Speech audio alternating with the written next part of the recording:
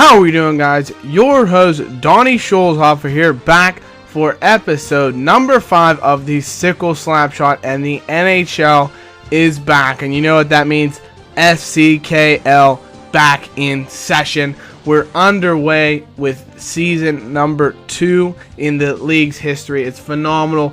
Really excited to let you know how week 1 went. But before we talk about what happened in week 1, we need to talk about things that took place before week 1, and that was the scheduling. Obviously, the schedule was generated by the Yahoo League, and we're going to take a look at it. We're going to see who has the easiest road to the playoffs, who has the toughest road to the playoffs, because obviously when you look at the scheduling, some teams do have a much more notable road to get into the playoffs than others, or noticeable, I should say, in terms of how easy it'll be to get into the playoffs.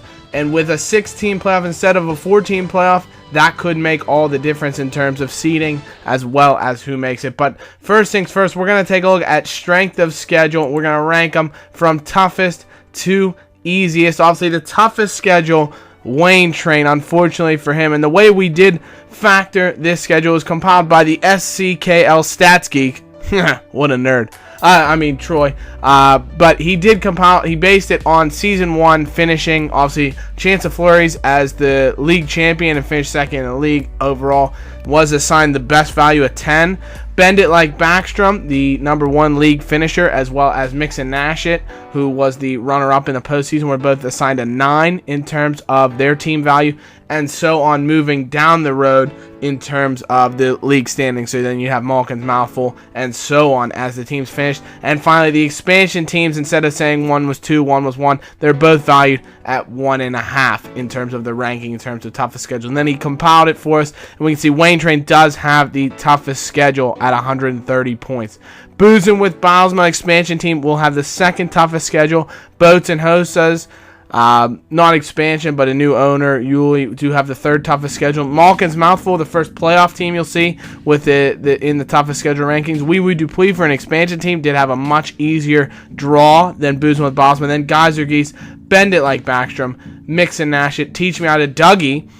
Maybe that schedule will get them into the playoffs. They did just miss last year, finishing in 5th position. And then Chance of Fleuries with the easiest schedule by quite some distance, you have to say. Teach Me How to Dougie at least in the ballpark, but Chance of Fleuries almost a full 15 points lower than Bend It Like Backstrom, who was, they were battling neck and neck for the first position all of last season, so they really came out in a bit of luck there. So that's the first compilation. However, we did think about it in another realm. I had some input into this in determining strength of schedule that,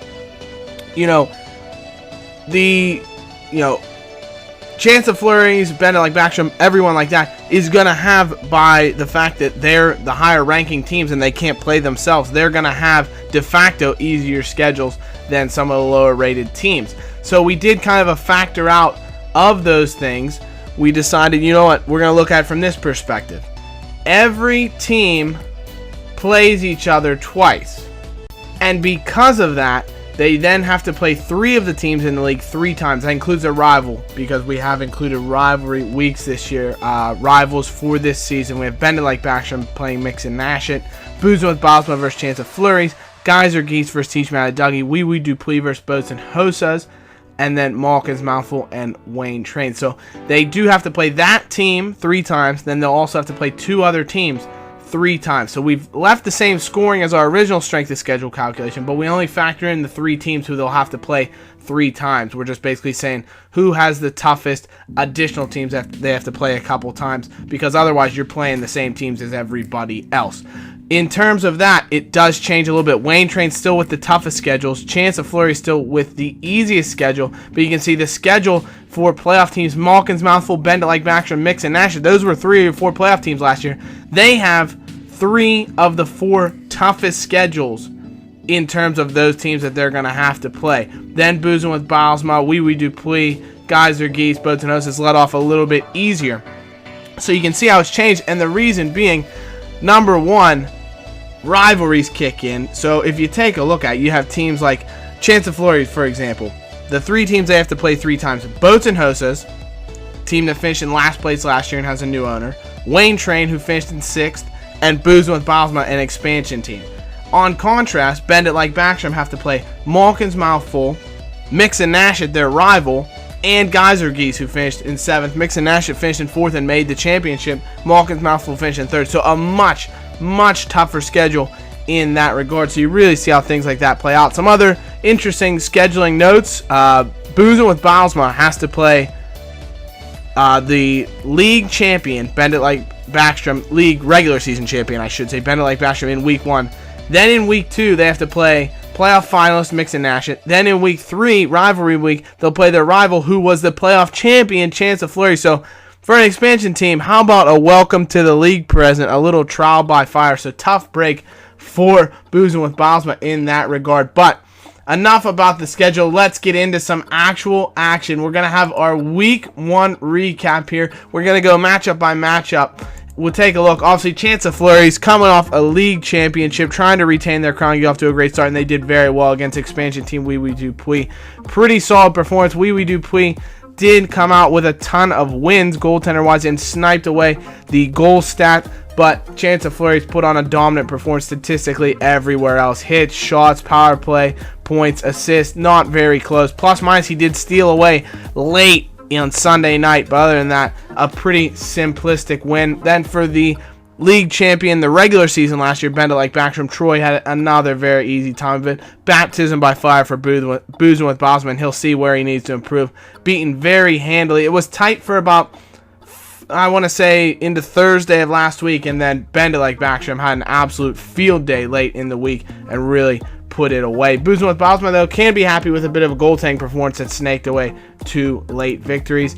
Moving along, Mix and Nashett with another victory. When I say another, I mean they're just continuing their form from last year.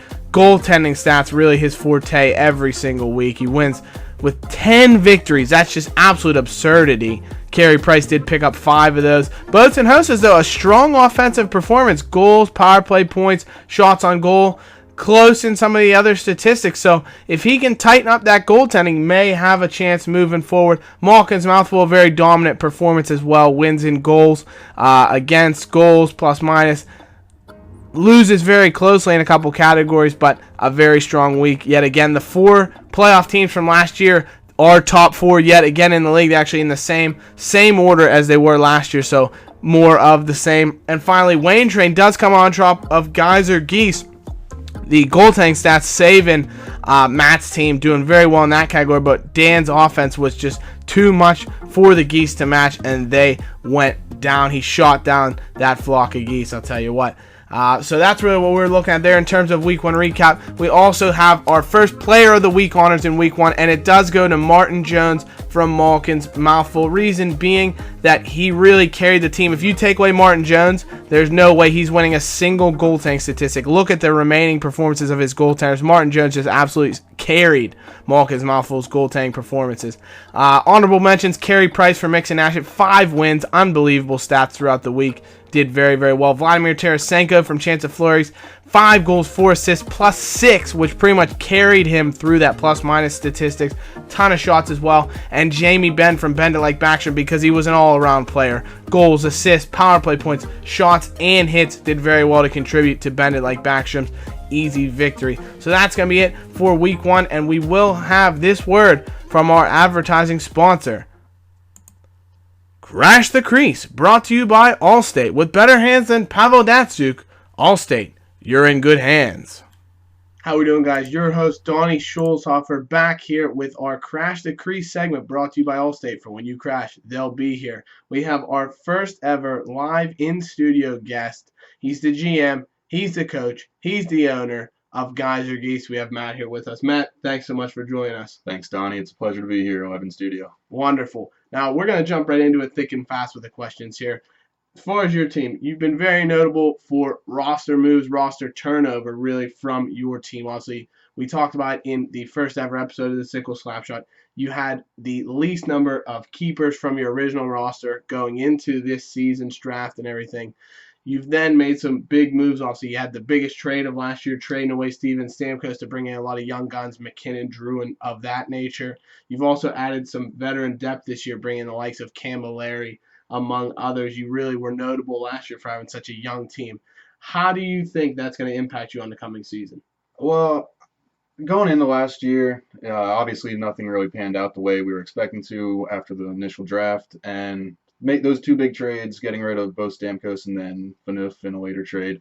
I really decided it was time to move on from those two. Yes, they're great cornerstones for a franchise, but I just didn't see any success really panning out with them on the roster. So with the young guys that I brought in, McKinnon, Druin from the Stamkos trade, I really felt like I could build a more solid core around a more stable amount of players as opposed to just one player or two, Absolutely. one player on offense, one player on defense. So I really think it built the foundation for my team moving forward, and hopefully we can see that success pan out here in year two.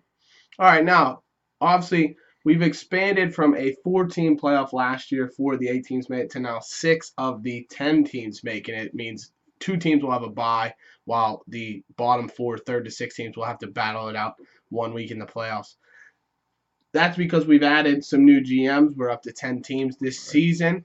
Last year, you finished in 7th. Do you think that now you can improve on last year's league finish? Have you made enough moves to get you into the big dance this year? So I really do think I made enough moves, both last year and then in this offseason, to really propel my team from that 7th place finish last year up into the top 6 to get into the playoffs, see what can happen. I mean, anything's possible once they come around. But all the young players that I now have, they're another year older, another year of experience within the league. So I'm really expecting them to really be producing points and scoring points more for the team this year. Again, I just last year was a really rocky start to the season. I don't believe I had many wins coming or about by the time I had that Stamkos trade. So I think having that foundation set in stone going into this year is really going to help pay off for us. Yeah, and you definitely want to get off to a quick start. I know you have one of the expansion teams boozing with Bosma next week. Obviously, what are your thoughts on the new GMs? We have 2 new GMs. It's their first taste of the league in terms of they have a whole new expansion team, and then we have 1 new GM taking over an old squad. What are your thoughts on those guys so far? So far, I think everything's gone really well. I know Troy, the commissioner, mentioned he was real excited to have them as part of the league, and I personally am enjoying them being part of the league as well. I think we were pretty active among GMs last year within the league, but I think these 3 have really stepped up and have contributed to make us a little bit more active. I know from just rumblings across the GMs, there's been some trade proposals here and there. Yeah, it's definitely coming thick and fast. Yeah, it's nice to see. You like to see that activity, even if they're not all great trade proposals. Yeah. It's somebody trying to improve their team, number one, and number two, just getting discussion going between all the GMs, which is nice, keeps the league really going strong. Exactly, and I think some of the trades last year just kind of came out of nowhere. So having that discussion early in the season, it makes it seem like, okay, people are willing to be open to trades as opposed to, I don't know, it's kind of cold, what's going on. So definitely appreciate them. Yeah, and with the new GMs coming in, we've instituted the new thing this year with Rivalry Week to actually be taking place in the 3rd week of games. Now, your rival is obviously Carlino going into the season. We do have Troy and Damien in their rivalry battle. My squad's rivalry battles with Schultz. We also have 2 of the new GMs, JP and Yuli, are also rivals, and then Blaze and Dan, a couple of staters with a little bit of a rivalry there. Do you think that's going to impact the league, generate a little bit of excitement when those matchups come up? I really do. I think rivalry. It is a tongue twister. It's a tongue twister. Rivalry week will really it'll really jumpstart that communication, trash talk within the league amongst teams.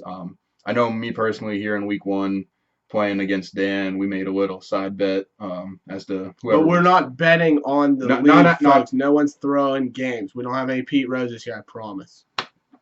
Exactly. Clarification. So, a nice adult beverage off to the side for whoever's the victor. So, I really think within rivalry week, it'll help jumpstart that a little bit more. Might see a little bit more ambitious kind of bets between GMs going on about, hey, I'm just spitballing here, but I beat your team overall in rivalry week this year. You get a tattoo, something like that. I don't know.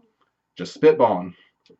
We shall see what this brings us. We'll keep you fully updated on everything as it progresses. But, Matt, thanks so much for taking the time to join us in studio today. It was great, and hopefully we can have you back sometime soon. Yeah, definitely. It was a pleasure. Thank you very much. All right, guys, and we'll be just back here in a moment with the Sickle Slap Shot.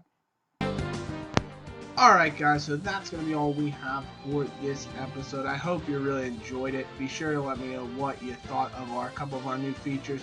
and any ideas you have for possible features as we move forward. Let me know what you thought of the interview, and if you have any great talking points. But for me, Donnie Scholzhofer, I'll be signing off. As always, thank you so much for watching the Sickle Slapshot. We'll see you next time.